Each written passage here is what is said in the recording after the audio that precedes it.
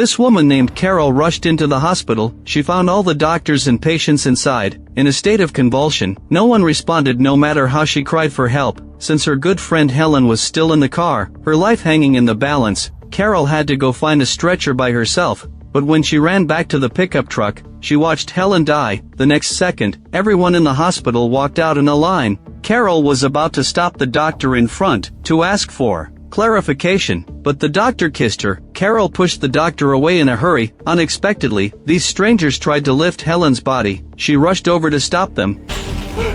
What the hell is wrong with you people? We just want to help, Carol. Then quickly got into the car and fled, but the road was full of people who looked like they were infected with a virus. It made Carol feel abandoned by the world. She took Helen's body home and found that the keys were gone. Carol picked up a stone and smashed the door. A pair of twin siblings living nearby walked over. They said, "We know where the spare key is. Do you remember? In April 2016, you were locked out once and then learned your lesson. You keep the spare key under the flower pot." Carol couldn't figure out how they knew these things. At this point, all the neighbors ahead walked onto the street and stared at Carol. We're very sorry for your loss. The scene was truly terrifying. She dragged Helen into the house and locked the door.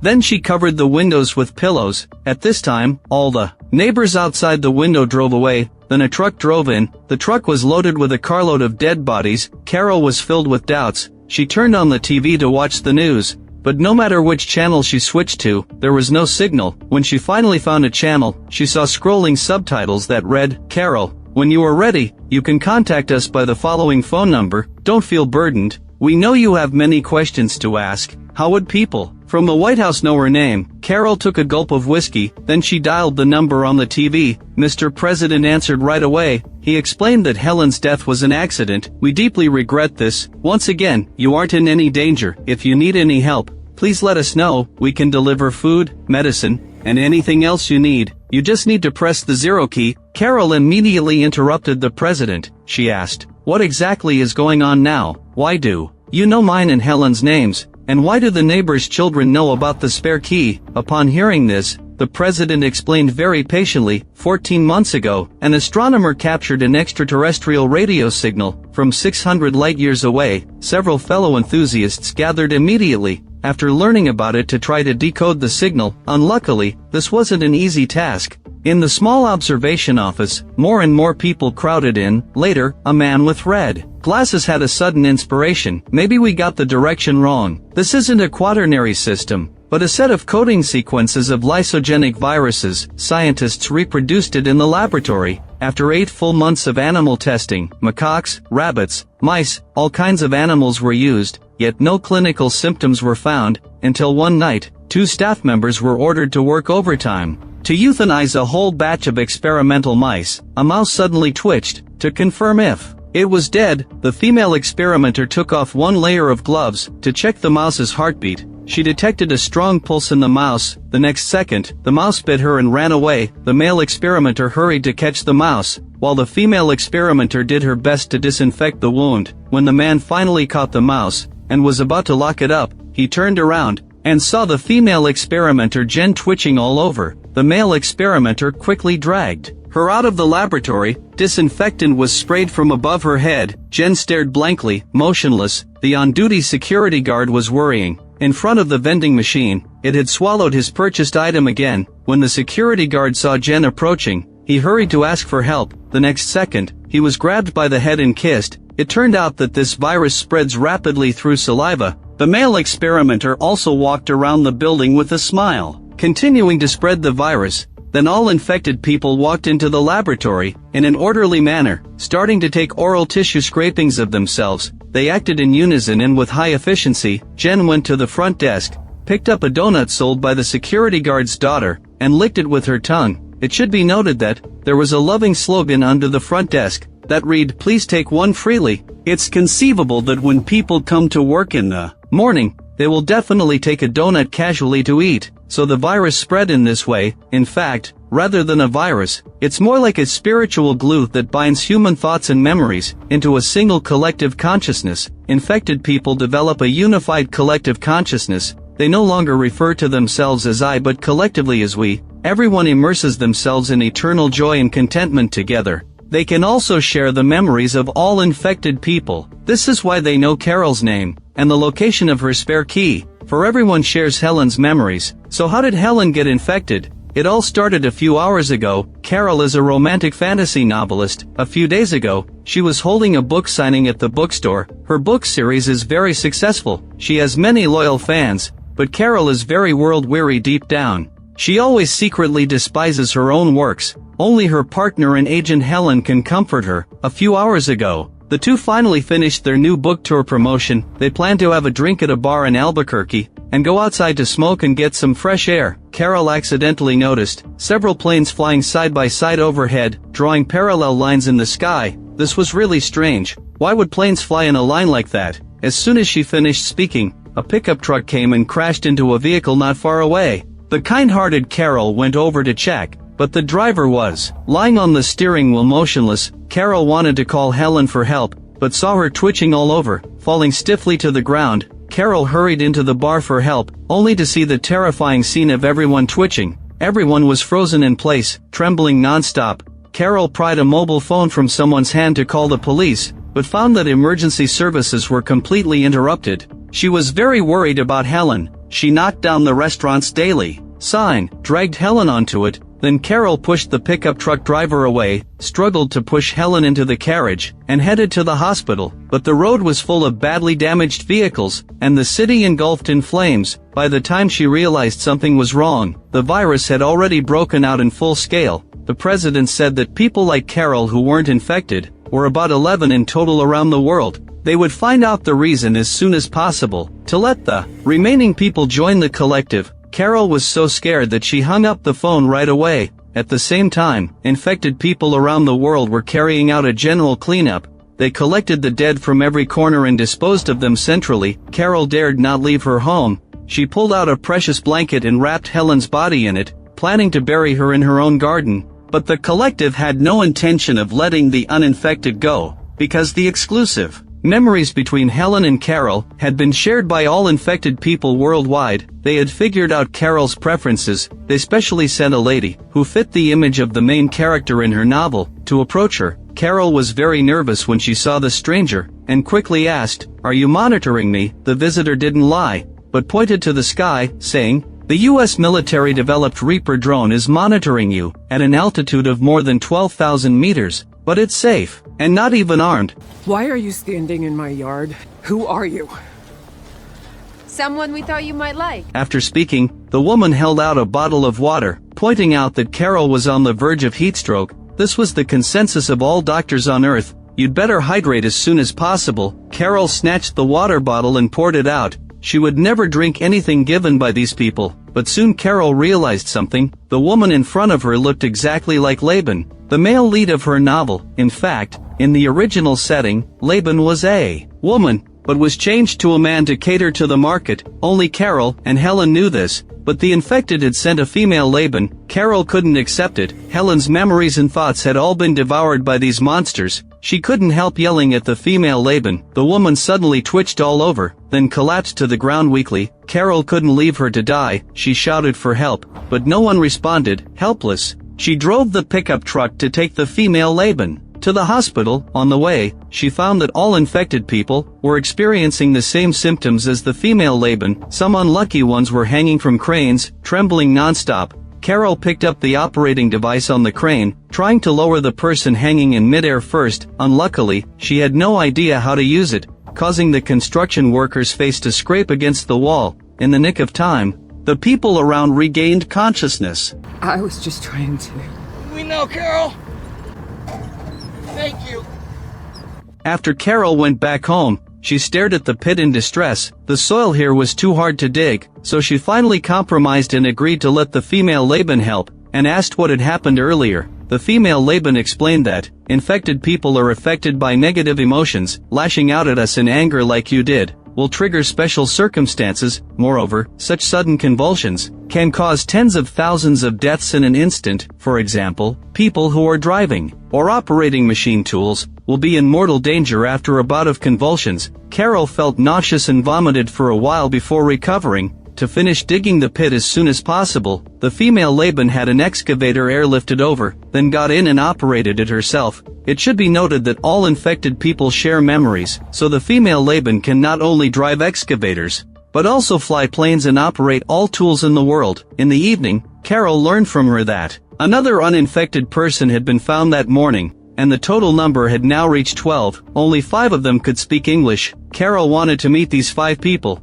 The female Laban fell into a static state, and got the consent of the other 5 in a few seconds. The next day, Carol boarded a plane to meet the uninfected. The pilot was still the waiter from TGI Fridays. Carol was worried and sat in the last row. Soon after, 4 English-speaking uninfected people gathered at the airport. The 5th English-speaking man was from Mauritania. He had requested a special flight, so he hadn't arrived yet. The 4 who had arrived were Otto, Xiaomei, Kusi, and Razumi. They also brought their respective families.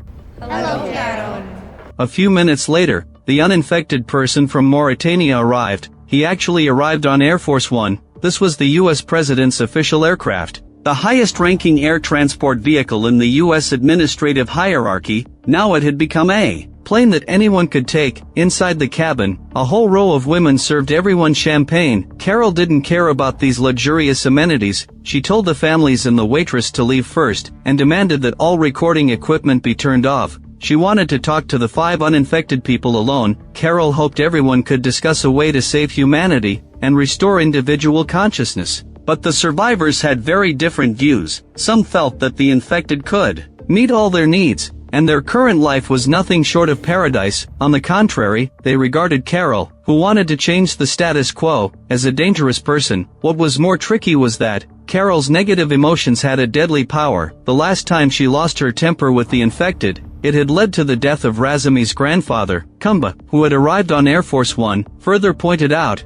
while we are talking, no one is being robbed or killed. Skin color and race have now become meaningless. The Earth has finally ushered in peace, so there's nothing wrong with maintaining the status quo. Carol interrupted Kumba, reminding him not to forget that the infected were trying to turn us into pod people too. Do you want to lose your independent self too? That is what I want.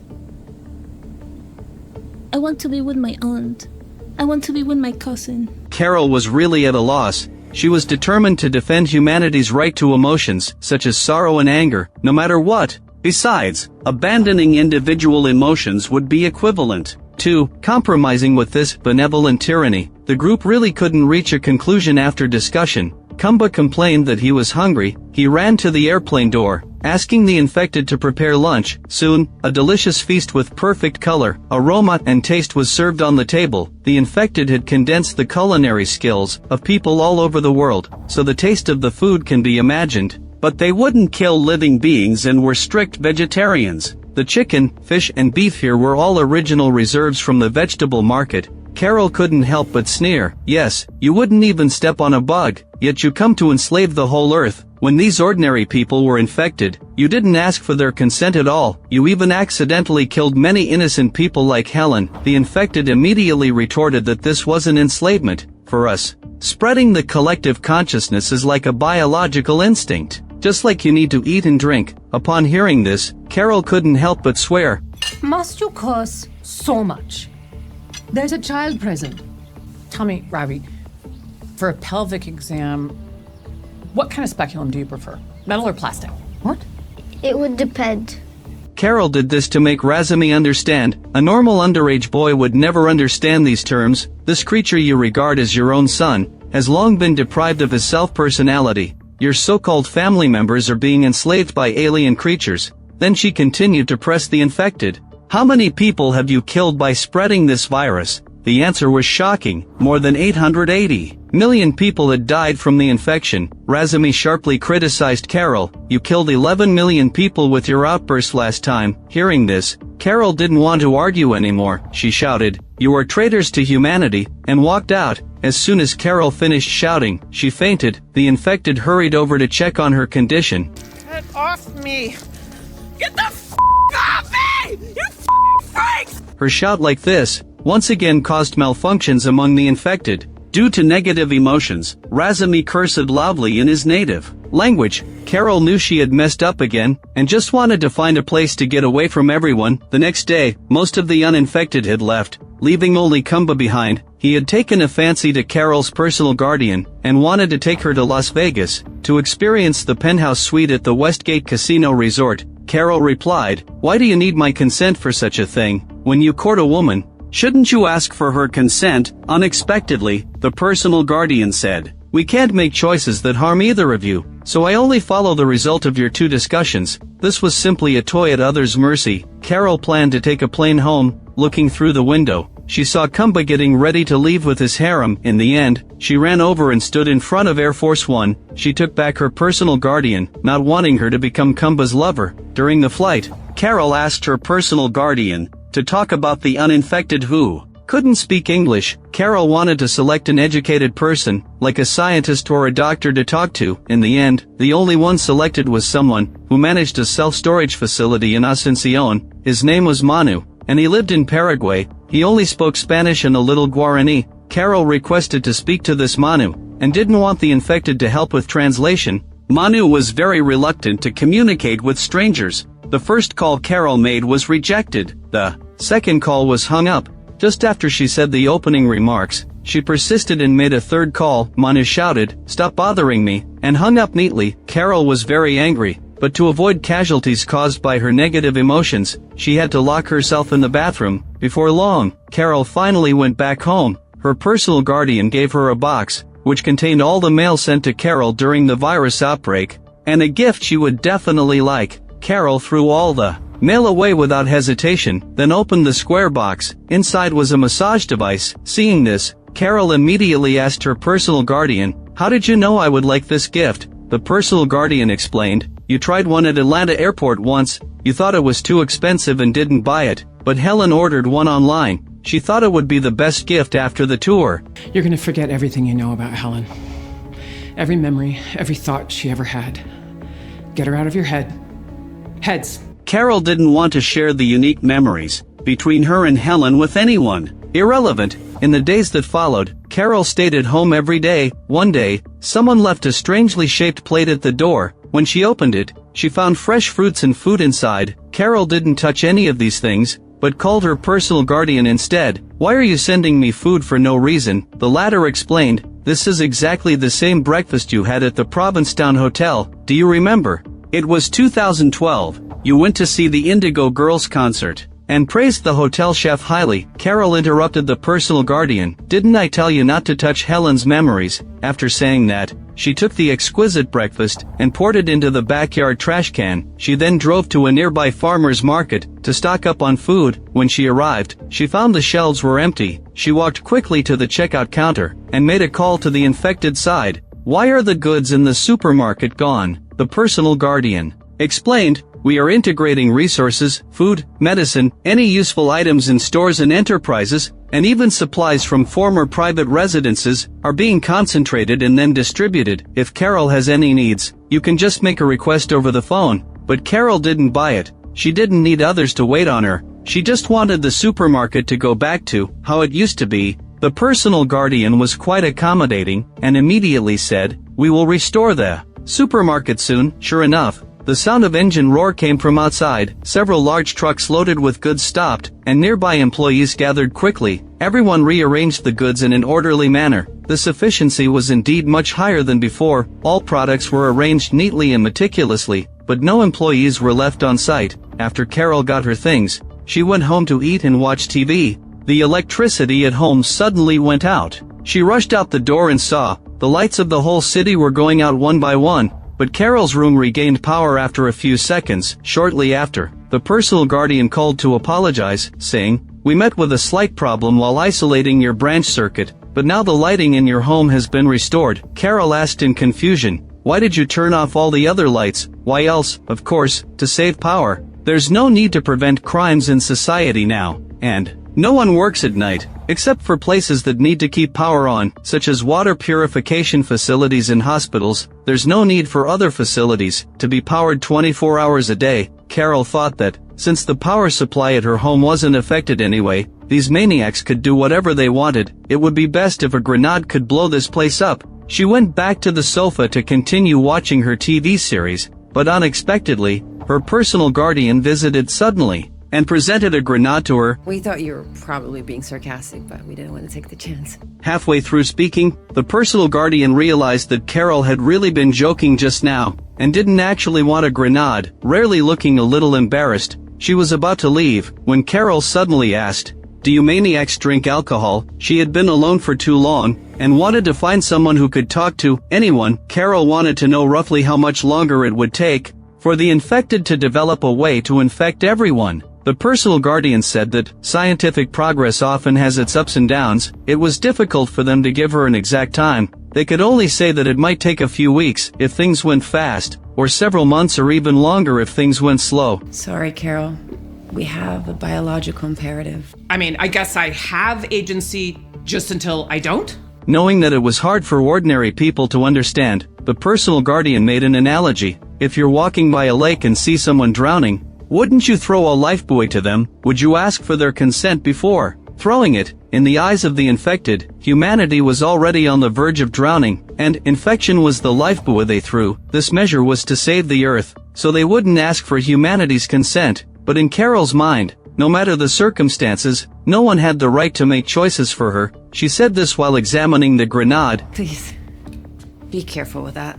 Right, like you would give me a real hand grenade. It was indeed a real grenade. The once peaceful home was blown into a sea of flames. The personal guardian was even seriously injured. While saving her, Carol was anxious, but the guardian comforted her, telling her not to be afraid. Help was coming soon. Sure enough, the sound of sirens rang out in the distance. After emergency treatment, the personal guardian's condition stabilized. Carol couldn't help but ask the infected, "Why did you give me a real grenade?" The latter replied in confusion, "Wasn't this what you asked for?" Even after last night's accident, as long as Carol continued to ask, they would hand over a second grenade, or even a rocket launcher, tank, or atomic bomb. This practice of unconditionally agreeing to others' requests really puzzled Carol. The above is the story of the latest episode of Pluribus. For those who are interested in this drama, don't forget to like, collect, and follow to check for update notifications in a timely manner. Your support is the motivation for our updates.